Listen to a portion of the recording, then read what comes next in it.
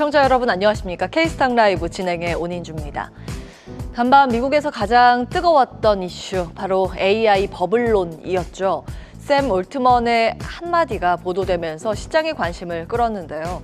여기에 공매도로 보고서까지 겹치면서 팔란티어의 주가는 하루 만에 무려 9%나 급락했습니다. 그런데 맥락을 좀 따져보면 상황은 좀 다릅니다.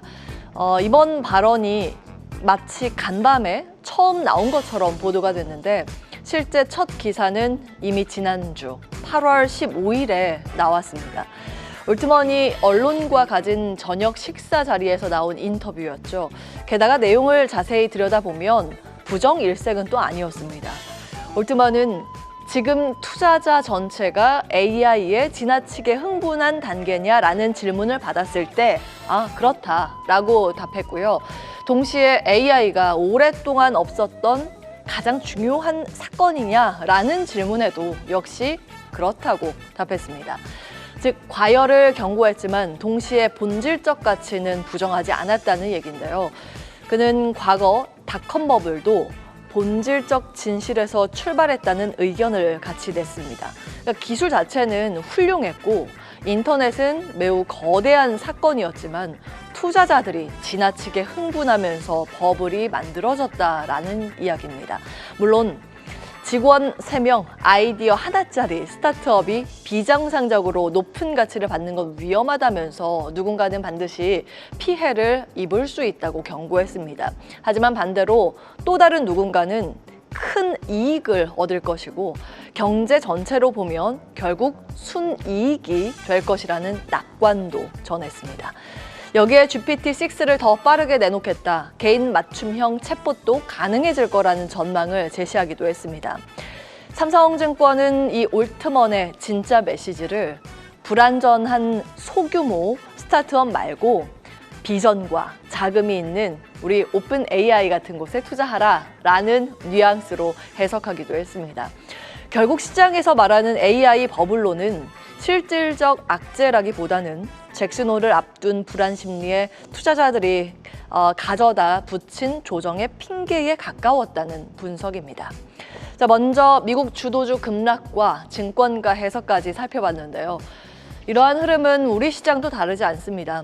이번 주 들어서 어제까지, 즉 월요일, 화요일 이틀 동안만 봐도 원전, 방산, 전력기기를 포함한 기계업종이 6% 넘게 급락했고요. 역시 원전이 포함된 유틸리티가 4%가량의 마이너스권, 조선, 반도체, 은행, 증권 순으로 크게 밀렸습니다. 올해 시장을 이끌던 주도주들의 낙폭이 유독 두드러졌는데요.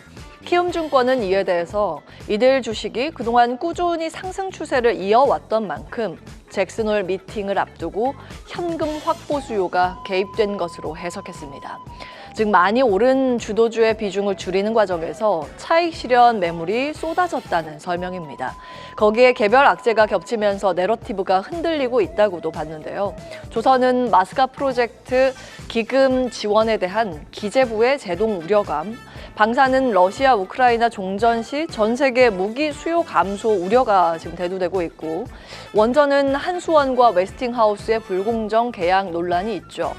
은행은 세제 개편안 불확실성, 반도체는 트럼프의 반도체 관세 불확실성, 이렇게 꼽히고 있습니다. 모두 투자자에 대해 팔아도 될 명분을 제공하고 있는데요. 하지만 흥미로운 점은 이런 이슈들이 사실은 대부분 새로운 뉴스가 아니라는 점입니다. 특히 원전만 해도 어제 말씀드렸듯 이미 지난 1월에 2차례나 비슷한 논란이 제기된 바 있습니다. 다만 지금은 고점 부담이 커진 만큼 같은 재료도 훨씬 더 크게 작용하고 있다는 점이 차이입니다. 어쩌면 전체 시장도 마찬가지일지 모릅니다. 모든 시선이 하락의 핑곗거리를 찾는 것일 수 있다는 건데요. 그 요인들을 하나씩 좀 정리해 보겠습니다. 먼저 앞서 설명해 드린 미국의 AI 버블론 꼽히고 있겠고요. 잭슨홀 불확실성도 빼놓을 수는 없겠죠. 시장은 한때 파월 의장이 9월 금리 인하 신호를 줄 것이라고 기대를 가졌습니다. 하지만 7월 미국의 PPI 쇼크 이후 그 기대감이 약화된 상황입니다. 최근에는 파월 의장이 오히려 잭슨홀 미팅 연설에서 모호함과 실망만 남길 것이란 전망도 나오고 있습니다. 여기에 경기 둔화 우려가 요즘 고조되고 있습니다. 관세의 본격적 영향은 내년에 드러날 것이라는 분석이 추가되고 있는데요. 그만큼 내년 경제와 기업 실적 전망이 쉽지 않다는 얘기입니다. 오늘 발표된 일본의 7월 수출은 전년 대비 마이너스 2.6%, 예상치인 마이너스 2.1%보다 더 부진했습니다. 그리고 지난달은 마이너스 0.5%였는데 낙폭이 더 확대된 상황이죠. 관세가 수출 경기 둔화를 심화시킬 수 있다는 우려가 커지고 있는 상황입니다. 자, 국내로 시선을 좀 돌려보면 먼저 국내 정책 불확실성이 거론됩니다. 입법 예고가 지난주에 끝났지만 아직 세제 개편안과 관련한 정부의 입장이 모호한 상황이고 앞서 말씀드린 주도주의 급락이 지금 이어지고 있죠. 게다가 환율은 달러당 원화 가격 이제 1,400원 선을 코앞에 두고 있습니다. 외국인 수급 환경이 우호적이지 않다는 분석이 나오는 이유입니다. 자, 이러한 여러 가지 악재가 반영이 되면서 오늘 코스피는 한 달 반 만에 장중에 3,100선이 무너지기도 했는데 현재도 그 아래에서 거래가 되고 있습니다. 전 거래에 대비했을 때는 1% 안팎의 마이너스권으로 3,093선 가리키고 있습니다. 자, 그렇다면 지금이 하락 추세라고 볼 수 있을까요? 1년 차트 지금 나와 있는데 그렇지는 않습니다. 그저 익숙한 최근 들어서는 박스피 그림입니다. 통상 이렇게 옆으로 횡보하면 기간 조정이라고 하고 고점 대비 10% 이상 하락해야 가격 조정이라고 부르는데요. 직전 고점은 3,288선으로 현재는 고점 대비했을 때 6% 정도 내려온 수준입니다. 아직 추세가 깨졌다고 말할 수 없는 구간이죠. 하지만 이 기간 조정에 머물던 흐름이 가격 조정으로 넘어갈지 기로에 선 상황이긴 합니다. 자, 기술적 보조지표인 ADR도 확인해 보겠습니다. 20거래일 동안의 상승 종목 수를 하락 종목 수로 나눈 비율인데요. 시장 내의 매수세와 매도세의 힘을 가늠하는 지표로 쓰입니다. ADR이 100% 넘어가면 상승, 그리고 ADR이 100%가 가운데 기준선인데 그렇게 되면 상승과 하락이 균형을 이룬 것이고요. 120% 넘어가면 과열, 75%를 밑돌면 바닥권으로 통상 판단합니다. 현재 코스피 ADR은 70%를 찍었습니다. 과매도 구간까지 내려온 상황입니다. 장기 차트로 보면 이미 여러 번 저점을 다지고 반등했던 딱 그 지점까지 내려와 있습니다. 자, 그렇다면 지금이 저가 매수의 기회일까요? 아니면 아직 소나기를 피해야 할 때일까요?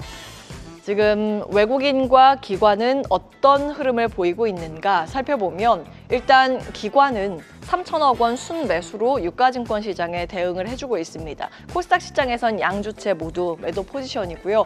코스피에서는 오늘 외국인들이 장 초반부터 순매수에 동참하는 모습이었는데 조금 전에 매도 포지션으로 전환이 되면서 현재 소폭의 매도 우위입니다. 외국인 유가증권 시장에서 130억 원 매도 포지션 나타내고 있습니다.